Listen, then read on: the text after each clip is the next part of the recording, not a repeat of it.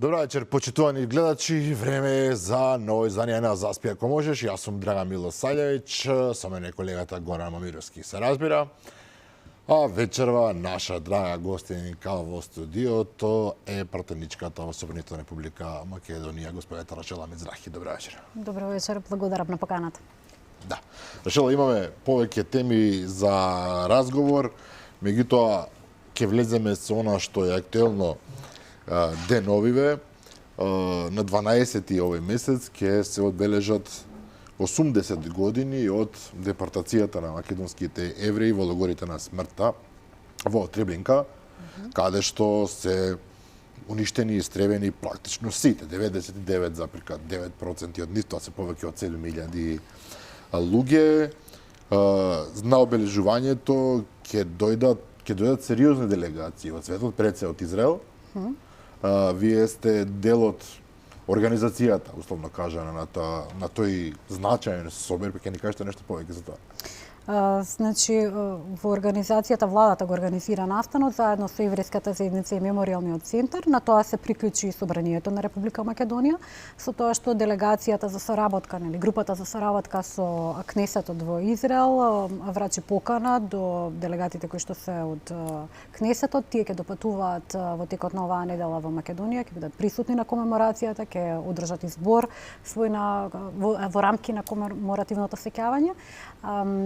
Мислам дека ќе биде настан кој што и секоја година, значи, се одржува во име на сеќавањето, меѓутоа оваа година е малку позначајна, бидејќи 80 години од депортацијата на 98% од еврејството на Македонија, над 7.000 граѓани тогашни од македонски евреи, со што всушност Македонија е, како што знаете, прва на листата на држави со елиминирано еврејско население за време на Втората светска војна. Да. На жал. Ова е многу значајно затоа што влегуваме во еден специфичен процес кој што веројатно евреите би биле веројатно и колатерална штета во целава приказна на едни искривени односи меѓу Македонија и Бугарија.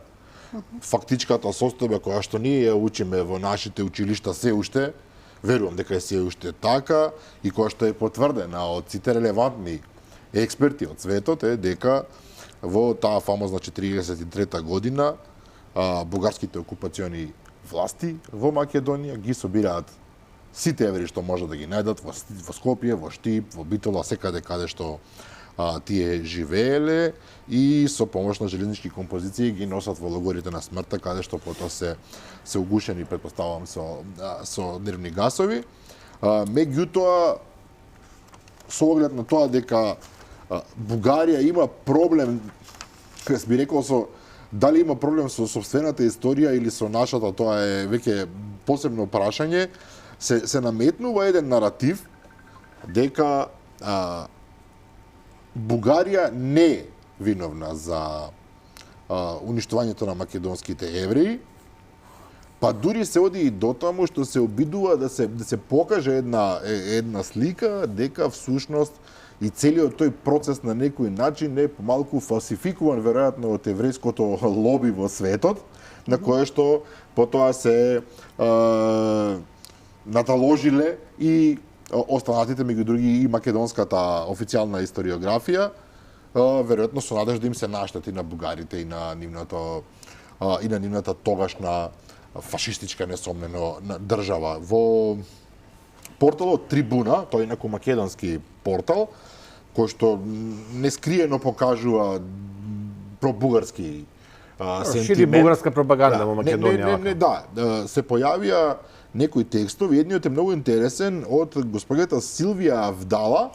Премногу прашања наметнуваме ние во нашите прашања, да и дозволиме на господјата Мицрахи прво да расчистиме околу поседата на Кнесетот. Да се вратиме малку назад, Драган, мисля че дека премногу напред отидовме. Поседата на Кнесетот подразбира дека државата Израел нема никакви дилеми околу историската реална приказна за погромот на македонските евреи и нивното истребување. Апсолутно е така. На жал, во Македонија во последниве години се наметна една, да кажам, чудна ситуација во која што политиката, која што треба да учи од историјата, сега е некако во реверсна позиција и политиката се обидува да ја измени историјата. Историските факти не се предмет на толкување, тие се факти. Ќе ве прекинам, се предмет на толкување и на силна политичка пропаганда од страна на Бугарија. Тоа не можеме да го избегнеме. Во ред, меѓутоа не смее тоа да се дозволи. Во најмала рака не смее тоа да се дозволи. Политиката треба да учи од историјата. Таа не може да ги менува историските факти. Зошто воопшто некој би се нафатил на тоа да ги менува историските факти апропо случувањата пред 80 години? Се тргна со тоа да стане спорен зборот окупација и да се наметнува друг збор администрација и тоа си има своја причина. Еве на гледачите да им биде појасно. Администрацијата на Џо Бајден ја замени администрацијата на Трамп. Тоа не го менува населението ниту државата. Значи не станува збор овдека за администрација која што извела нешто на територијата на Македонија, туку станува збор за окупирање на територијата на Република Македонија, од каде што се депортирани евреите. Сме зборували во вашата емисија за историските факти. Значи, воена окупација, каде што има и одредени административни елементи, но тие се во рамки на тој поширок систем на воена окупација со масовни, да речам, ајде да не употребам некој тежок збор. Администрација не депортира. Администрација не може да погуби некој со пенкала. Администрација нема врска со случувањата во Втората светска војна. Овдека имаме окупација со носење на свештенство, учители, со носење на полиција, со носење на армиски состав и конечно со спроведување на законското решение за чиста бугарска нација, односно за елиминација на евреите од македонските територии. Зборуваме за закон кој што е донесен од страна на бугарското собрание по предлог на владата. Точно. Значи не е ова 3 некаква месеци пред влегување во пактот со Хитлер. Значи тоа е еден вид на подготовка на Бугарија за да биде примена во пактот со Хитлер. Тогаш се носат тие закони, законот за чиста нација и подоцна нели законот за еднократен данок за евреите. Не може политиката да ја менува историјата. За тоа станува збор. Историјата е историја, таа се случила, наместо да дојде само до извинување апропо нели депортацијата на евреите од Македонија, ние сега сакаме нели да политичарите од Бугарија сакаат да дадат вакво или онакво толкување на случувањата од Втора светска војна.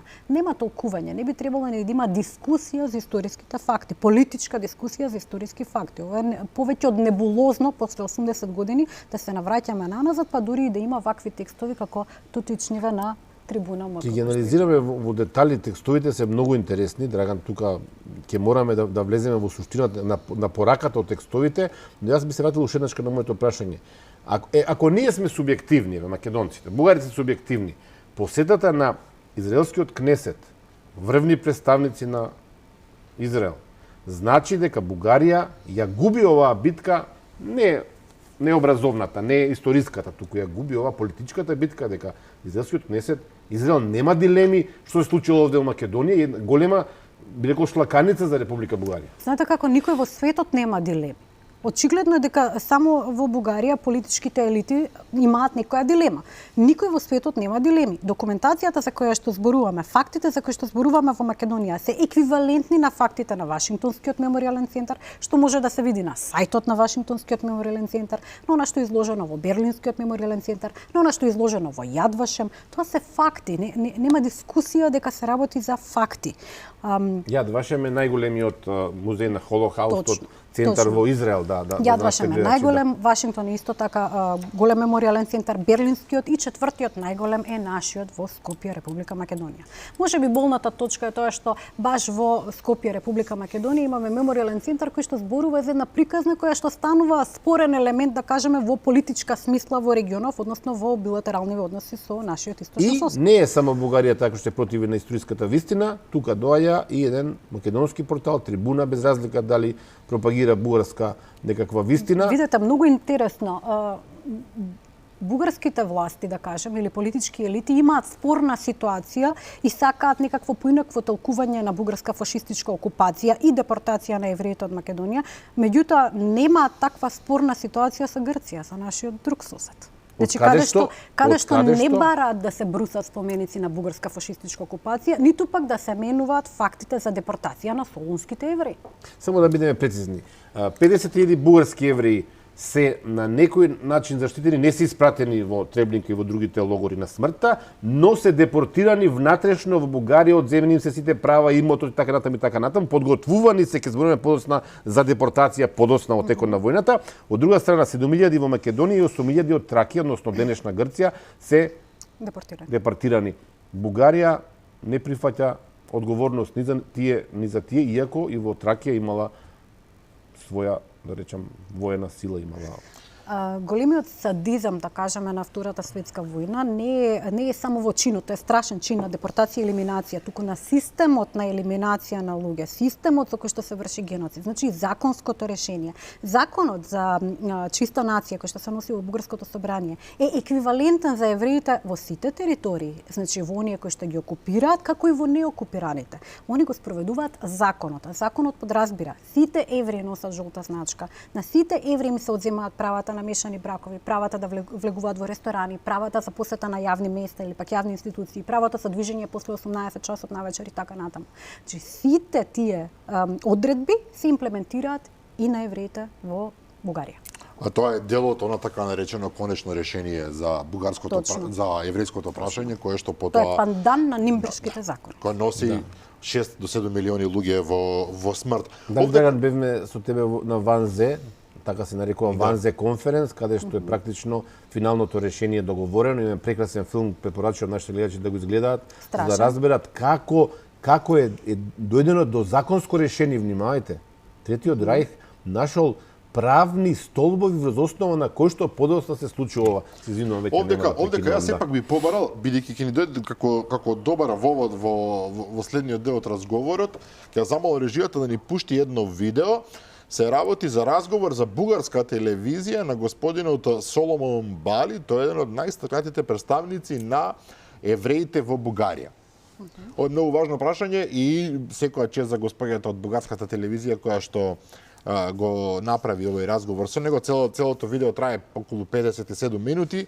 Ние извадивме само едно парче од 6 до 7 минути и би сакал да го погледнеме ако режијата е во можност да ни го пушти. Сега искам да ви попитам, защото наближава 10 март, дата, която е предвидена за отбелязване на, не може да се каже чествания, но инициативи, които са свързани с спасението на българските евреи през 1943 година от депортация. Излязоха два призива. Единият, който е петиция, към която може да се присъедини всеки, който поиска. Петицията е достъпна в интернет. И другият, който е призив също подписан от, както и в едната, и в другата декларация, от юристи, общественици, интелектуалци, активисти, историци и така нататък. Сега искам само да прочета за нашите зрители някои неща, които си отбелязах, тъй като текстът е много дълъг, но най-общо ще представя така. Ще ме поправите, ако греша. Това са два различни погледа към историческите разкази или наративи, както и да ги наречем, за времето преди 80 години. В едната се настоява да бъдат отчетени историческите заслуги на цар Борис III и царица Йоана за спасението на българските евреи. В другата акцентът е поставен върху това, че заедно с разказа за спасяването трябва да се говори и за разказа за неспасените. И България трябва да се извини за това. Първото нещо, което трябва да се каже, е, че за съжаление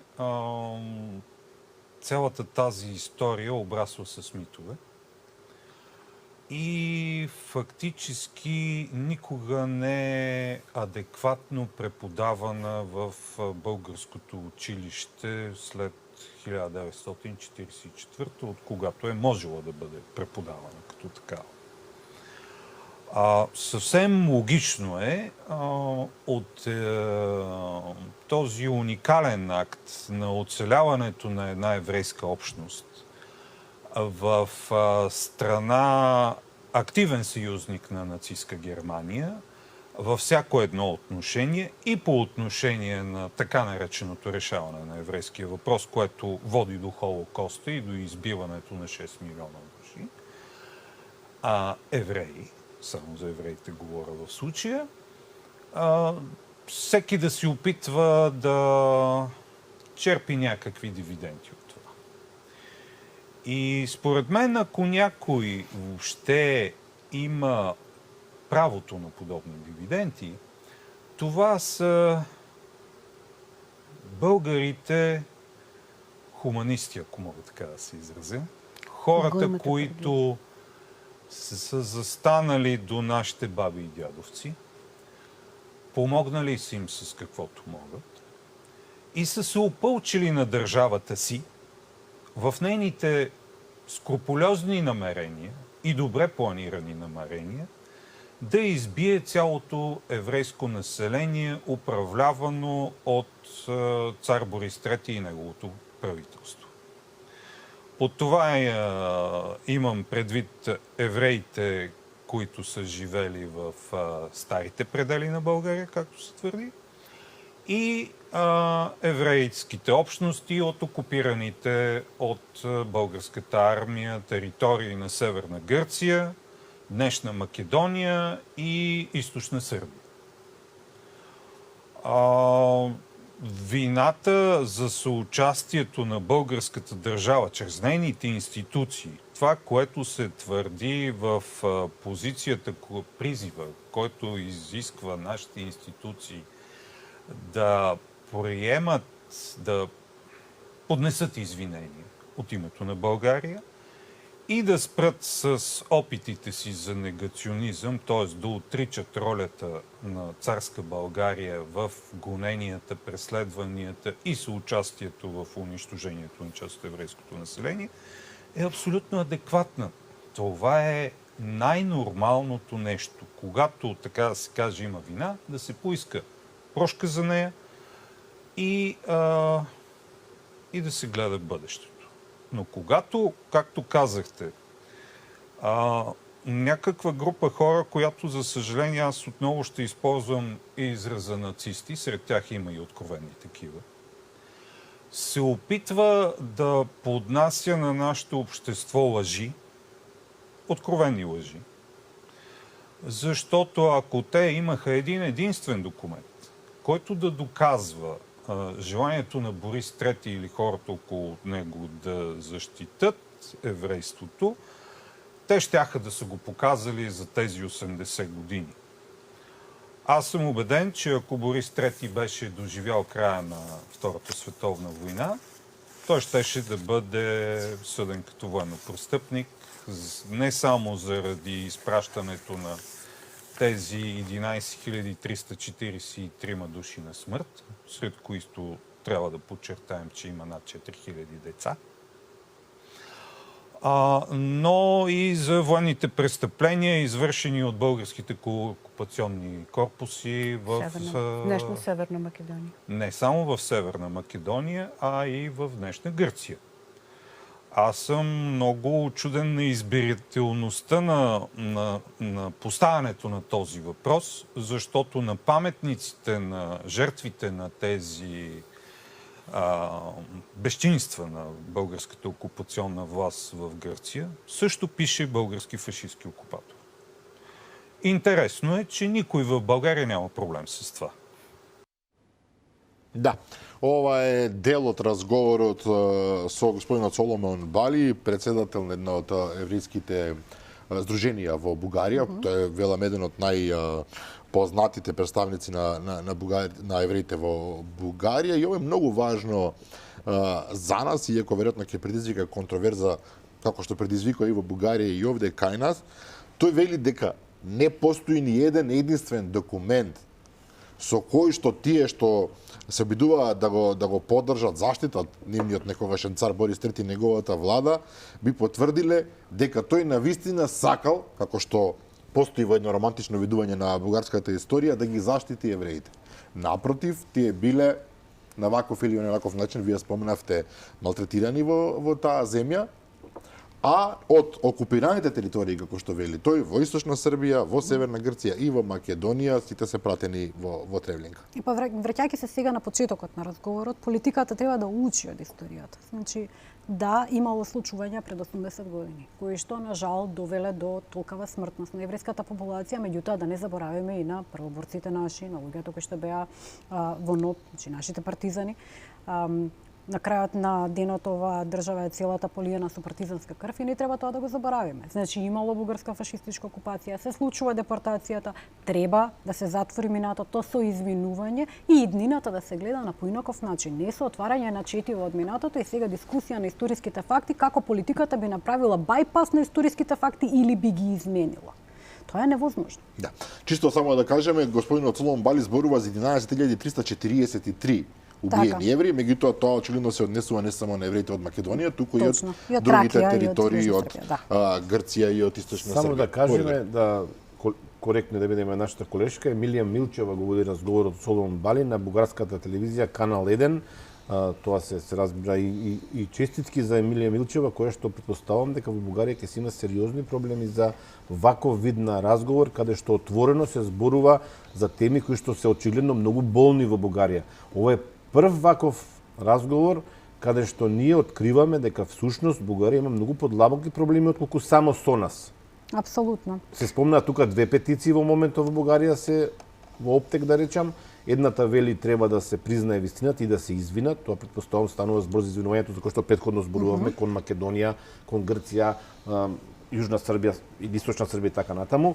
А другата е дека Бугарија нема кому што да се извини, таа е спасител на евреите, како што се прикажува, па дури едно време и во Израел постоеше таква официјална теза, да речем. Да, јас не би сакала да навлегувам во внатреполитичките односи на соседната држава. Сепак сакам да повеќе да зборуваме за политиката на Македонија и во Македонија.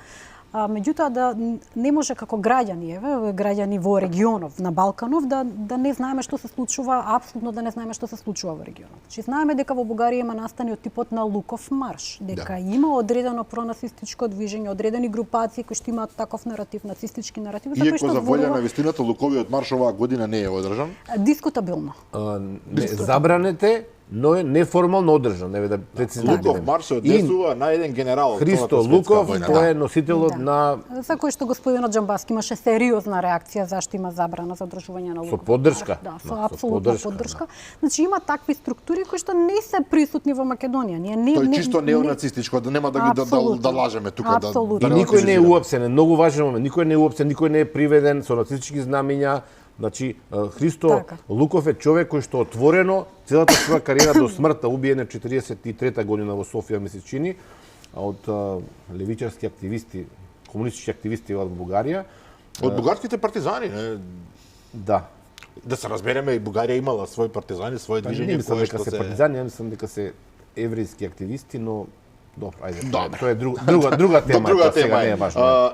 Сега, само да кажеме, господин Соломон Бали ќе се појави на... Да, ќе биде присутен на комеморацијата. Мислам дека самото здружение Бнеј Брит или во превод Обединето братство, кое што е присутно во поголемиот дел на европски држави, ќе бидат 8 члена ќе бидат присутни во Македонија.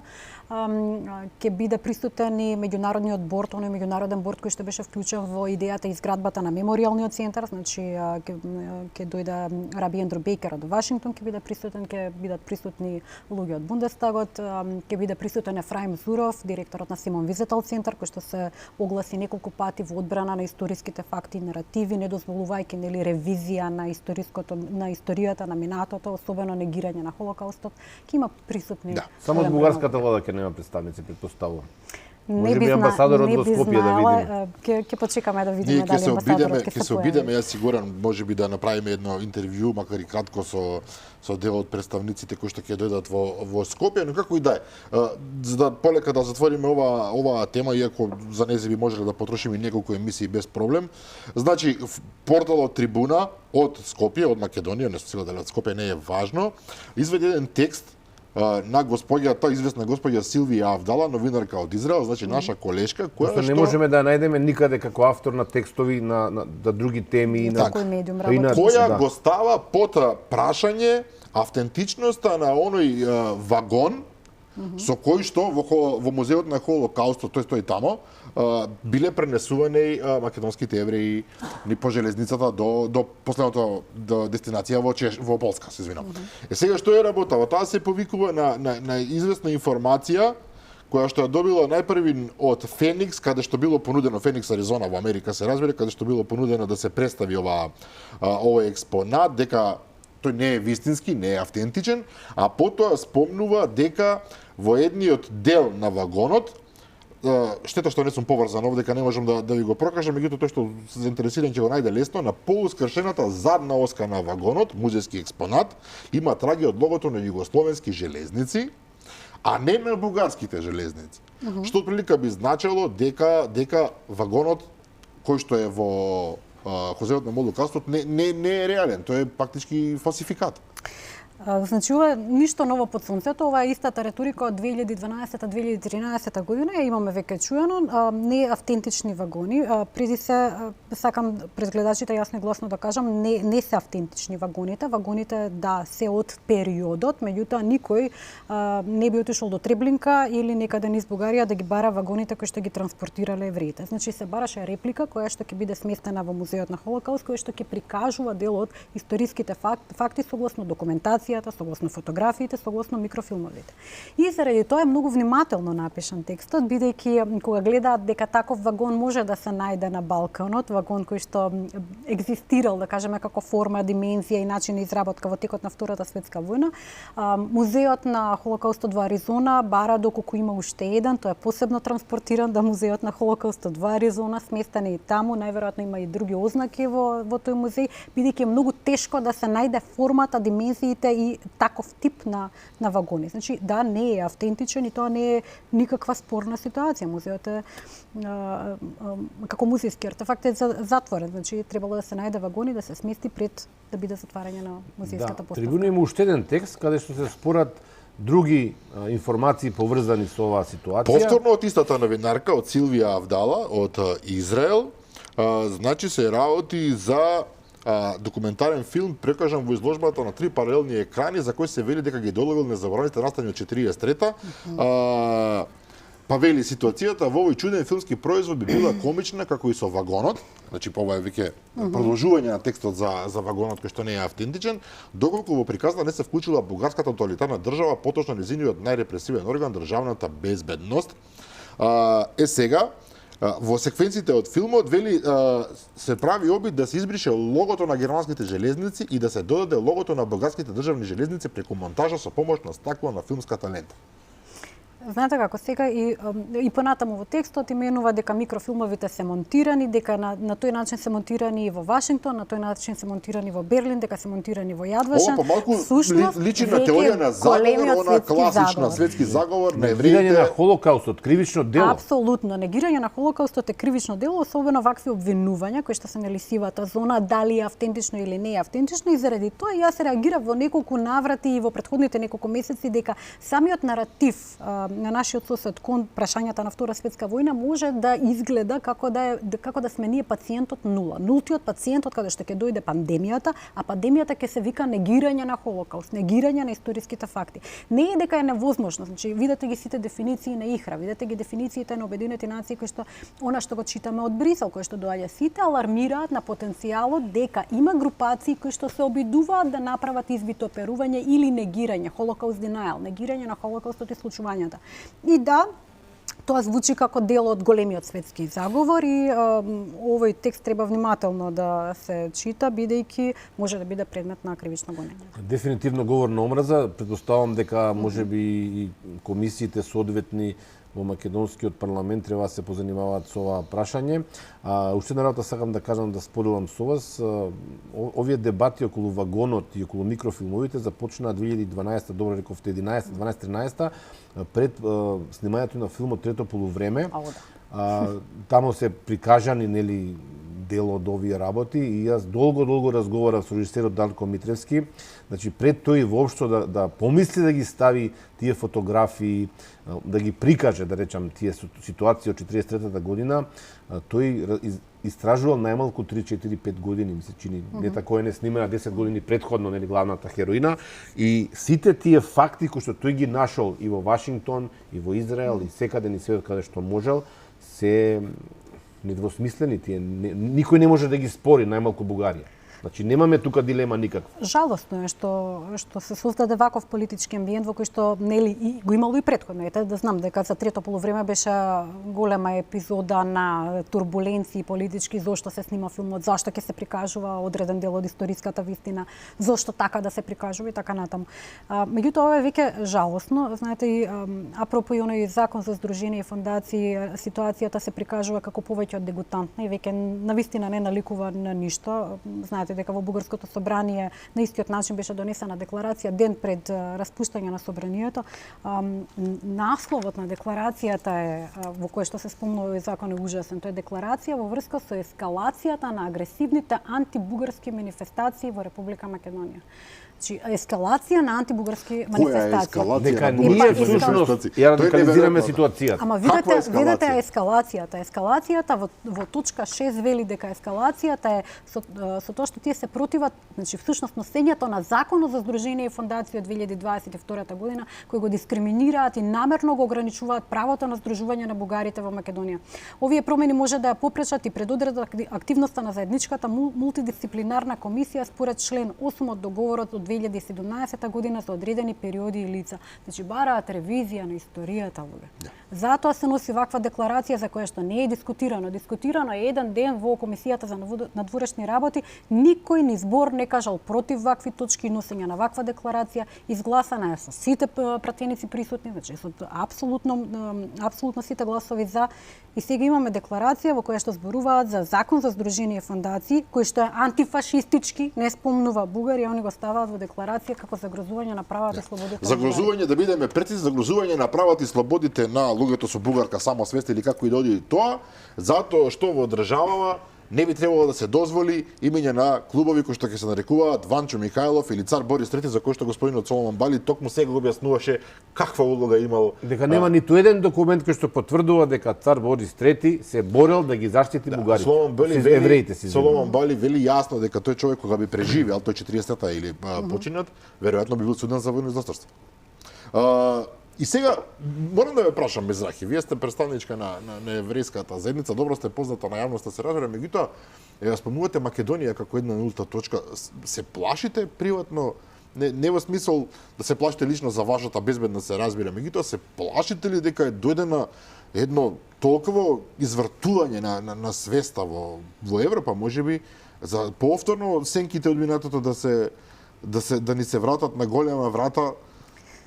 Да бидам апсолутно искрена, никогаш не сум верувала дека такви струјања, да кажам антисемитски, профашистички, нацистички струјања се тотално исчезнати.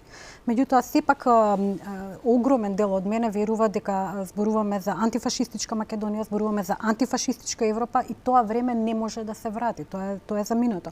Дека таквите струјања ќе бидат присутни и понатаму, дека секогаш ќе има некој обид за изменување на наративите, историските факти, за наметнување на нови вистини, за потенцијал на такви екстремистички групи да заземат своја позиција до некој степен на лудило, особено ако приметите во периоди на економска криза. Ова се случува во периоди на економски пад, на економска криза, секогаш имаме овој бурен, радикален наратив. Да не забораваме дека и нацизмот и фашизмот се појавуваат во време на најголемата економска криза во Европа. И треба многу да се внимава дали ќе ги именуваме како честопати луѓето на политичката сцена во чиста сува, да кажам, политичка реторика, ќе речат радикална десница. Не постои радикална десница кога зборуваме за фашизам или нацизам. Радикалното десно и радикалното лево во циркуларен политички систем се спојуваат во едно. Било што е радикално во случај на економска криза може да експонира до појавување на вакви групации кои што, знаете како ќе ги мериме? Ќе ги мериме по можноста на политичка инфлуенца, политичка моќ врз населението. Ако имате мала структура, мала групација која што може да биде контролирана без разлика на нивните радикални ставови, една работа. Кога ќе имаат политичка моќ, влијание, која ќе бидат препознатливи, кога ќе имаат плејада на слушатели, а тоа се случува кога луѓето се уплашени, кога се во одредена ситуација поради економијата или здравствена состојба, кога ретерираат во сами себе и бараат спас, тогаш станува опасно. А дека се секогаш присутни се секогаш. И заради тоа демократските сили секаде во светот, во антифашистичка Европа, во антифашистички свет, во антифашистичка Македонија, треба да ги земат сите прекусорни мерки за да не го лечиме заболувањето, туку да се стопира во период нели кога може да биде тоа стопирано со профилактични мерки. Ако сме искрени, во Европа веќе постојат вакви радикални партии кои што не се само на символично ниво представени, туку ги има по парламенти, веќе имаат сериозна објективна политичка моќ. И тука сакам да ве прашам нешто што веројатно можеби ќе зазвучи малку чудно, дали е ВМРО ДПМН партијата во која што вие сте член извршниот комитет и ја представувате во собрание, тоа е како што некој сака да наметне радикална десничарска партија? Апсолутно не. Значи, првени во статутот на партијата и во риториката на партијата гледаме дека сега веќе официјално се зборува за центар-десна партија, меѓутоа многу од политиките, ако ги анализирате, не се стриктно десничарски политики, туку се политики кои што се народни политики, она што одговара на народот. И како такви некогаш може да прозвуи и левичарскиот инстинкт во рамки на политичката платформа или политиката која што се носи или законските решенија кои што се носат некогаш и повеќе народните, односно оние кои што се нарекуваат десничарски.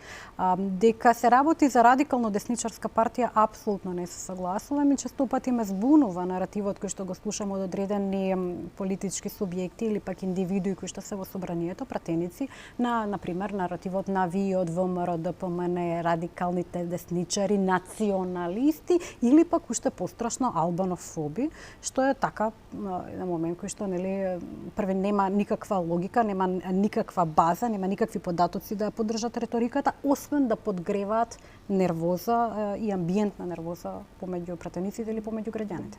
Да, но меѓутоа останува тој наратив како што велите, како што ВМРО треба да го представи како една друштва на некакви брадати, не бањати како што често пати вели Горан типови со ножеви, со ками кои што да, ќе одат по улици, не знам ќе колат албанци или македонци со поинаков политички поинакво политичко размислување. Небањатите имаат име на партијата, а тоа е ВМРО ДПМН. И ДПМН е значи дека зборуваме за национално единство, а никако за радикални структури или пак било каков тип на радикализам. Ако сакате зборуваме за радикални структури, јас радикалноста не ја гледам во чиста реторика, туку исто така и во перформансот, во амбиентот, во создавање на услови или не создавање на услови. Во една демократска држава создавањето или не создавањето на услови се темели на гласање на закони, значи лобирање за законски решенија кои што се бенефитарни за народот и нивна имплементација или пак спроведување, а не во чиста реторика, дофрлање до различни пратенички групи или пак демонификација на истите. Често пати во Македонија во рамки на политичкото делување кон ВМРО ДПМН, не знам дали ќе се согласите со мене, меѓутоа јас гледам персонифицирање на злото и на тој начин оцрнување на политичките структури, политичката партија, особено ВМРО ДПМН, и на тој начин, да кажеме, агрегирање на политички поени. Апропо различните партии и нивното делување, може да ги разгледаат граѓаните и партиите на мнозинството. Например, ДУИ е доста интересен субјект кој што зборува за бенефитот нели на албанската популација во Република Македонија, повеќе од 20 години на власт, без разлика дали во коалиција со ВМРО ДПМН или Социјалдемократскиот сојуз, а вкупниот број на закони кои што се донесени од нив за граѓаните се 6. Само 6 закони. 6 закони. За 20 години. Да. Од тоа има помалку. И сега прашањето е дали се во одбрана на барањата на граѓаните? Еве, бидејќи се во власт, тогаш би требало да одговараат за сите граѓани, ама еве да кажеме за албанските граѓани, дали се во одбрана на албанските граѓани или чекаат другите партии да бидат во одбрана на албанските граѓани, бидејќи 6 законски решенија и речиси ништо освен сув наратив. Тогаш имаме само една работа има помалку од овие 6 законски решенија, тоа е вкупниот број на обвиненија или кривични пријави за високи функционери на ДОИ кои што очигледно совршено е работат својата работа. Сега имаше пред 2 дена, неверојатно ќе пропадне единствениот случај што го водеше СЈО, Титаник 3, двајца обвинети од ДУИ не се собрал судскиот совет. Што да ви кажам, срамно, но да се префрлиме малку на другите теми, немаме уште многу време. Да бараме кратка пауза за реклами, Горан. Добро е како тизер само. Ме интересира колку пари давате вие за спонзорирање на постови. Ова зборувам сега визави премиерот Ковачевски дал 26.000 евра, тоа го објави нели порталот ИРЛ за 100 дена за промоција на неговите видеоспотови, постови на Facebook, на Twitter, на социјалните мрежи. Рековте пред малку, таа кампања што се води силна против ВМРО ДПМН, јас воопшто не мислам дека тие силни пари потрошени од премиерот Ковачевски имаат некаков ефект. Вие мислите дека има ефект? Сметам дека силните пари треба да бидат поддржани со барем малку суштина и добар тим кој што ќе го поддржува премиерот, особено при давање на одговори на новинари, пратеници или пак држање на говори. Не може да постапите со 4 речиси еквивалентни говори за 3 недели во парламентот при разрешување или назначување реконструкција на владен состав, на министри и заменици министри. Ако имате 4 слични говори, тоа значи дека тимот не си е обавил својата работа, не зборувајќи ништо за проблематиката која што ви е ставена пред вас. Од друга страна, ни едни пари не може да го покријат моментот дека премиерот Ковачевски се издема од било какви политички прашања, дали се тоа прашања од типот на животна средина, прашања за здравствените кризи, прашања за економската криза, прашања за енергетската криза, историските прашања никако, Бог да чува. Значи, тој се издема од премиерска позиција и заради тоа поголем дел од граѓаните можеби им е потешко да стигнат до како на вистина се вика, кој е целосното име на премиерот на оваа држава. И тоа го гледаме како факт, дека имаат потешкути и граѓаните да го најдат во својата глава целосното име на премиерот на оваа држава. Кога си земате од се што мора да имаме реклами за проблемот на премиерот со жените и женските прашања, по кратка пауза за реклами. Овдека, значи барам пауза за реклами, разговараме со пратеничката во Собранието Република Македонија Рашела Мизрахи.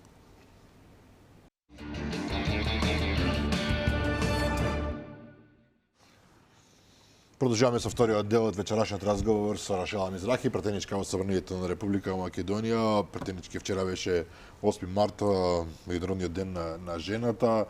Се разбира во Македонија барем за според мене неправилно чествување воопшто празнување на овој празник, затоа што се сведува на еден ден, на еден 24 часовен обид да им се даде некаков пиетет на жените, иако се потребата, насушната потреба е тој да трае 365 дена во годината. Меѓутоа, Горан спомна, оваа влада макотрпно се труди да представи во јавноста колку многу се залага за правата на жените, колку многу се залага за еднаквоста на жените во општеството и особено во политиката, иако има само 4 министерки во оваа влада од 20 и неколку.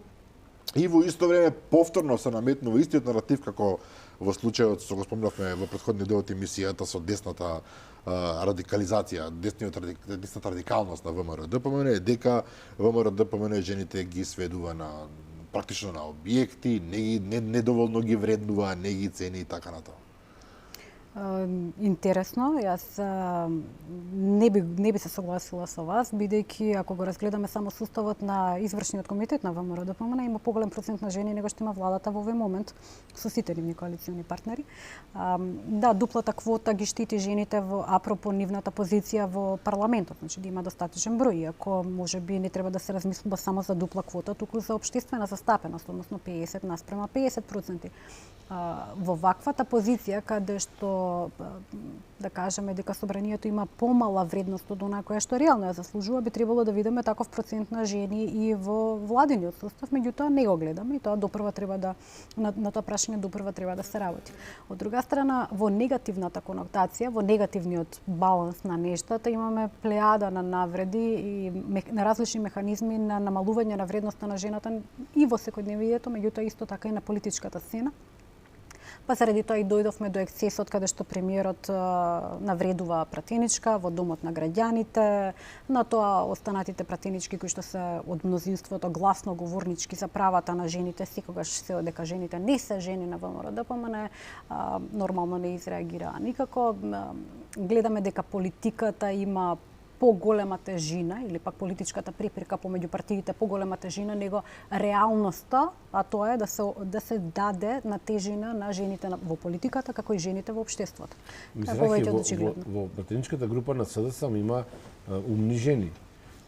Не разговаравте потоа како премиерот се дрзна да каже дека неговата жена е убава, а не била ружна како некои други, нели се тоа пренесено значење.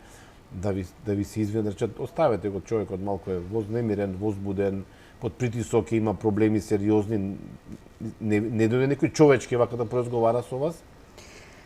Знаете како, има еден амбиент кој што е во пленарната седница Друг кој што е на комисиските расправи, честопати пратениците еве на ВМРО ДПМН пратеничките зборуваат дека она што граѓаните го гледаат на екраните е говорникот или пак онаму каде што е вклучен микрофонот. Меѓутоа не гледаме што се случува во салата. Во салата има секакви навреди, секакви препирки, секакви дофрлања, некогаш незијата стигнува невидени размери и заради тоа ние сме стигнати до ниво каде што нас не треба етички кодекс. Се сеќавам на времења кога етиката и моралот беше дел од нашето семено живење, општествено живење, живењето на улицата или во училиштето и немавме потреба за етички кодекс. Сега имаме пишан етички кодекс кој што не се почитува и сега имаме наследно право да не го почитуваме заради тоа што не беше испочитуван ниту активиран во моментот кога Талат Џафери навреди дел од административните работници, односно обезбедувањето во собранието. И ако имате препирки помеѓу пратеници, тогаш ќе кажете, па добро, етичкиот кодекс го имате како механизам да се справите со проблемот внатре во рамки на комисија која што ќе дискутира за етичкото прашање кое што е прекршено. Ние во овој момент имавме премиер кој што навреди пратеничка.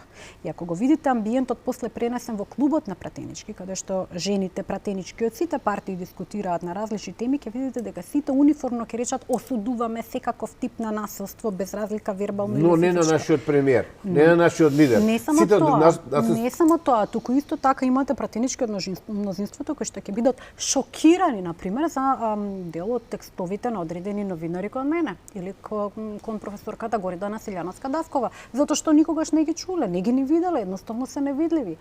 Што тоа кажува? Тоа кажува дека повторно се работи за празна реторика. Ние ќе се бориме за правата на жените, децата, лицата со инвалидитет, лицата со посебни потреби, лицата со ретки болести, се додека не се ВМРО ДПМН. Се додека не се нашиот политички опонент. Што тоа значи? Тоа значи дека сте полно со хипокризија, тоа значи дека лажирате нешто. Тоа значи дека не го верувате она што го кажувате, него само сакате да звучите како на повисоко еволутивно политичко ниво, а не сте таму, бидејќи опонентот го гледате само како опонент.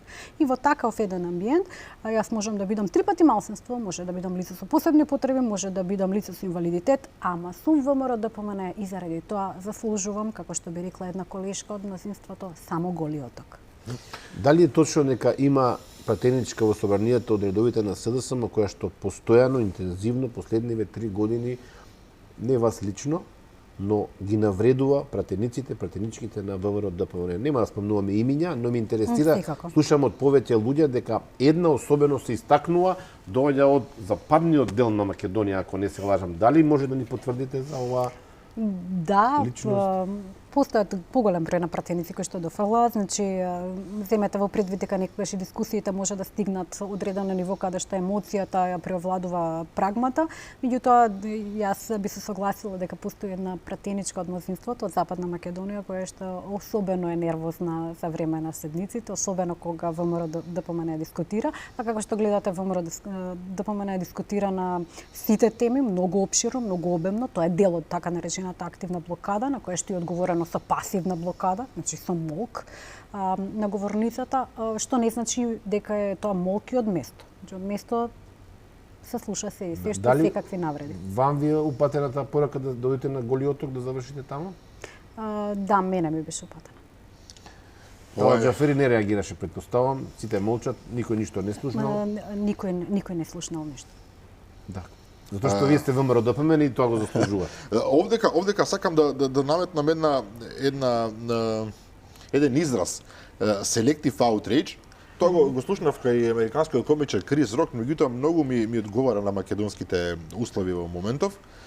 Значи, ова што го кажувате, selective outrage на македонски би дошло како селективен бес. Значи, насочување на бесот на јавноста само кон одредени личности или одредени групации кои што се таргет за политичко или било какво упропастување, ако сакаме. Во Македонија постојат голем број организации на жени, постојат голем број и на феминистки, сега малку да не налегуваме премногу во таа тема, ќе се плашам дека ќе ни одземе премногу време, меѓутоа е чисто како во неделата на жената добро било се спомне, имам впечаток дека дел од овие феминистички организации се јавуваат само кога е потребно да се пронајде некаква грешка, некаков погрешен израз, некаков погрешен начин на делување од конкретни политички деци поврзани со опозицијата. Меѓутоа, на чудесен начин сето тоа го забораваат кога доаѓа од страна на власта. Па не би можела да кажам дека е апсолутно така, заради тоа што дел од овие организации истапили во одбрана еве на мене лично, како дел од ВМРО да поменем, меѓутоа како жена кога сум била нападната како жена и критикувана како жена, можеби проблемот е во тоа што знаете политичарите проектираат начин на однесување во пошироката јавност. И тоа не може да се изземе. Тоа значи дека нашиот меѓусебен однос или пак анимозитет, оно што надминува политичко ривалство и станува лично ривалство, може да биде проектиран кон и во широката народна маса. Или пак може да имате беклешинг, значи спротивен ефект, да имате население кое што ве гледа, особено на оние емисии каде што имаме дуели или тројца пратеници или политичари настапуваат, па имате надвикување, не може да се чуе што кој кажува, веќе наликува на Джери Спрингер шоу, веќе наликува на неубава емисија во која што имаме само лични навреди, нема никаква суштина, не се објаснуваат, не се одговараат прашањата на граѓаните. И заради тоа народот може да добие и чувство на ние сме против нив, они се сите заедно бидејќи само си дофрлаат, само се навредуваат, а нема ништо за нас. Во секој случај има негативен ефект. Проблематизирањето на прашањето на женските права не е само кога ќе имате навреди, туку сите овие организации треба да поттикнуваат и добро однесување, односно да има пофалби за доброто однесување или пак да има и промоција на жените кои што застануваат на лидерски позиции без разлика дали е во земјоделие, дали е во политика, дали е во бизнис. Тоа не го гледаме во текот на 365 дена. Само гледаме причина да се најде збор, погрешен збор, протолкуван погрешен збор и тогаш да се прави линч. И нормално, вообичаено е тоа во рамките на опозицијата, односно ВМРО да помена. Пропуштив да видам дали пратеничката Снежана Калевска-Ванчева се извини на пратеникот Петрушевски, дали сте во тек, тој побара извинување од неа заради тоа што на една емисија на Канал 5 на Само вистина грубо ја клеветал според Петрушевски и побара извинување кога ќе заврши на суд.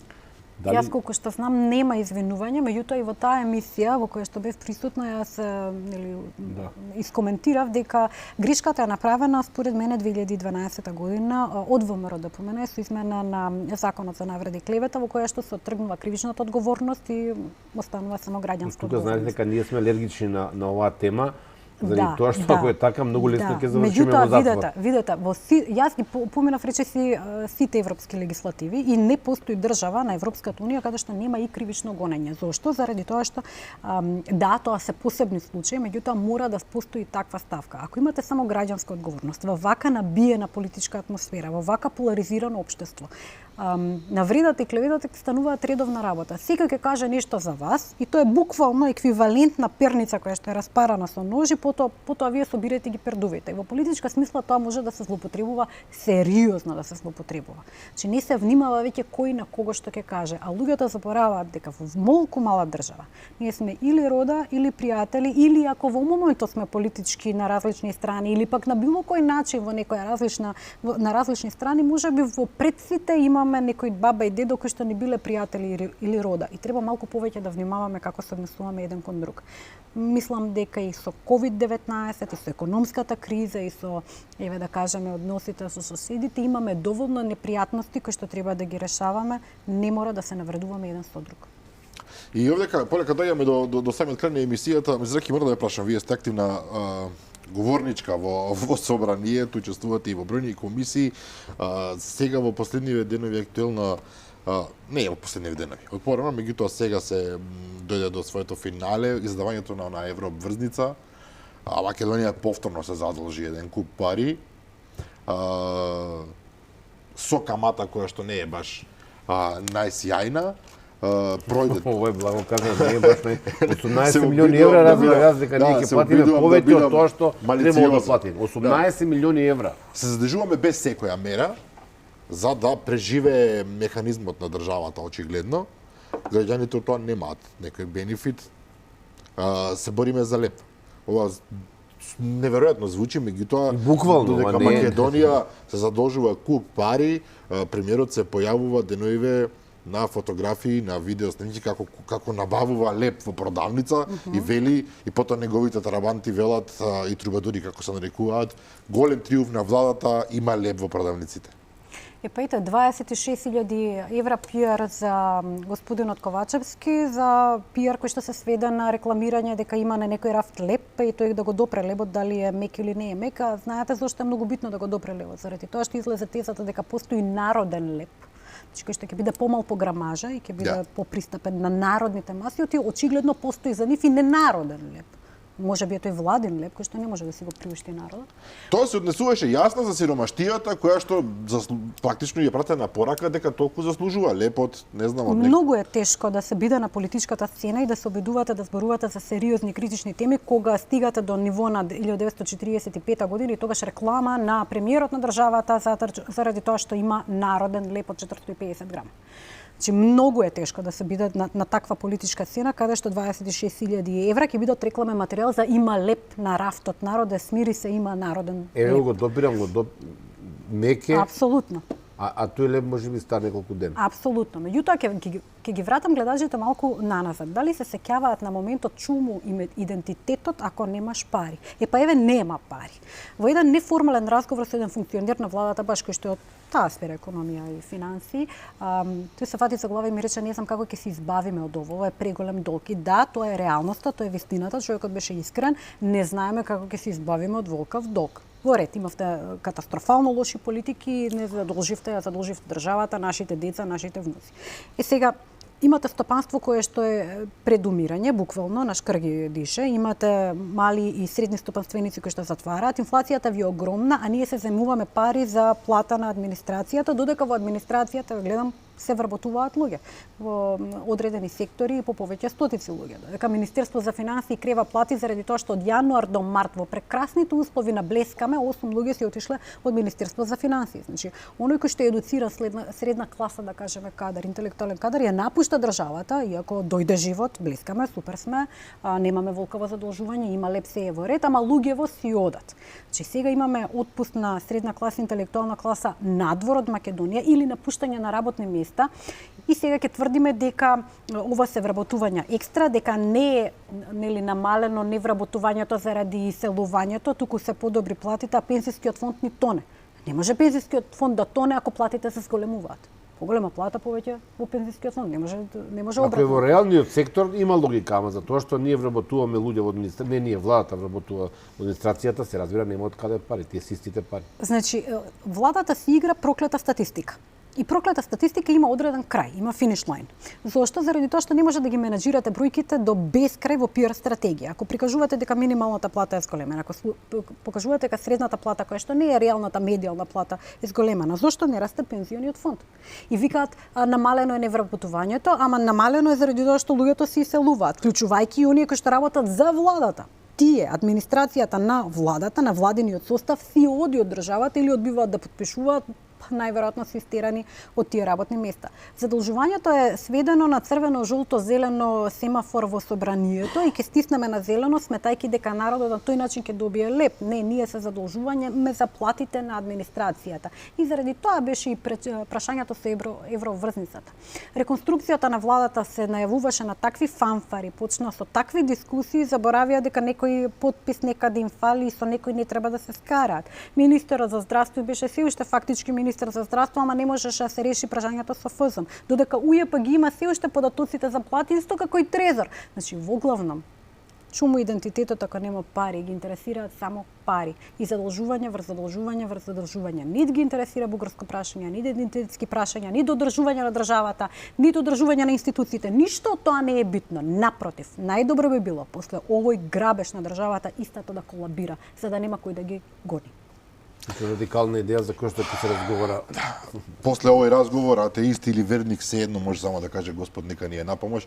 Рашела Мизраки, благодариме за гостувањето вечера. Благодарам. Почитувани гледачи, тоа беше се за вечера. Утре о 15 часот знаете го имате репризното издание. Ви посакувам пријатна ноќ.